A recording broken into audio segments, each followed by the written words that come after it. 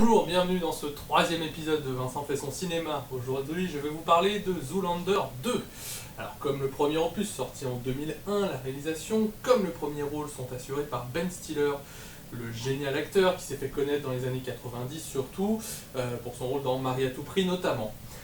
Le premier film Zoolander, ici, ça n'a pas été un grand succès en France à l'époque.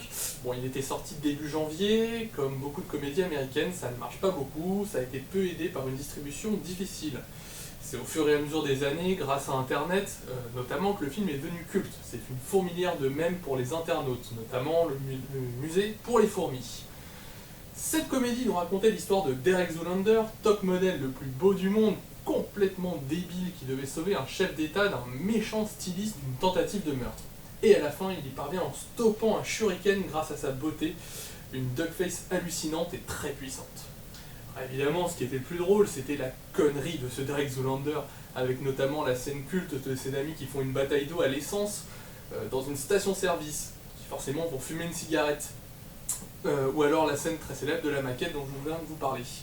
Mais également, ce film faisait du monde de la mode une sorte de culte à laquelle se tenaient les plus grands de ce monde, qui choisissaient comme les gouvernements, comment les gouvernements allaient tenir ou céder à leurs caprices.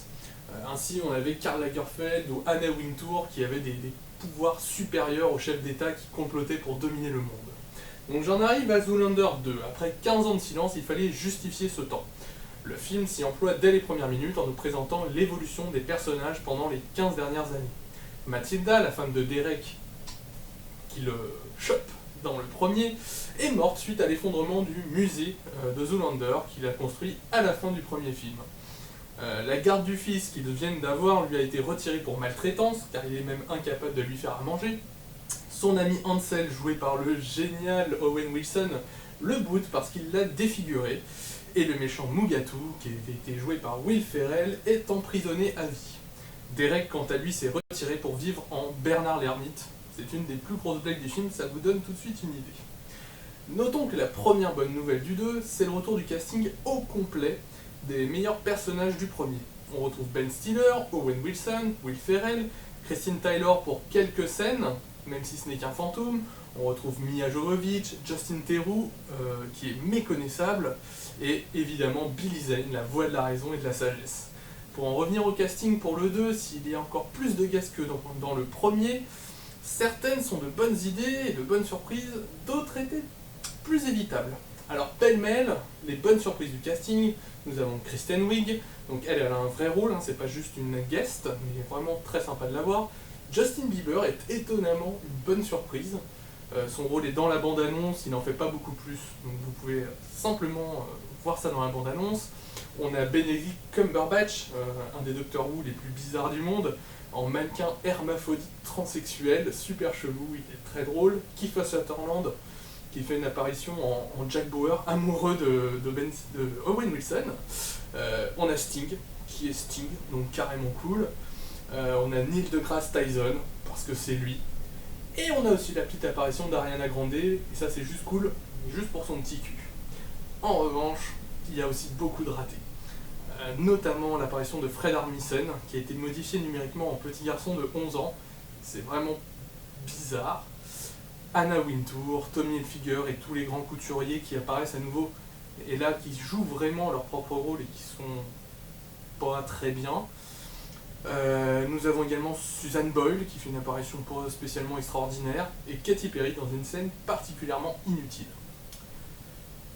Je trouve aussi que les scènes avec Will Ferrell sont décevantes, elles ne parviennent jamais à être drôles. J'ai été très déçu, alors que normalement son air d'humoriste bien lourd me le rend plutôt sympathique. Là, on a juste l'impression qu'il en fait trop et qu'il veut forcer le rire. C'est raté. En règle générale, le film pâlit d'un humour qui est peu franc, peu inspiré, reproduisant mal les critères du premier film, et qui se heurte à un manque criant de nouveauté. Le personnage de Zoolander est idiot, et il ne se renouvelle pas dans sa connerie.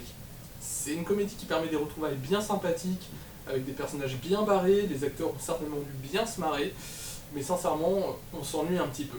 C'est un film un peu loupé, 15 ans après un premier opus, c'était un peu trop long peut-être pour refaire une suite. Il y a quand même des blagues qui sont amusantes par moment dans le film, tout n'est pas acheté, Mais si la question est de savoir si ce film mérite une place de cinéma payante, moi je dirais pas tellement. A l'arrivée, je lui mets une note de 7 sur 20, ce qui me paraît plutôt pas mal, suffisant, pas assez méchant, parce que franchement j'étais emballé à l'idée d'aller voir ce film. J'ai préféré le voir plutôt que Zootopie et sincèrement j'étais un petit peu déçu. Il y a du bon, mais rien d'excellent.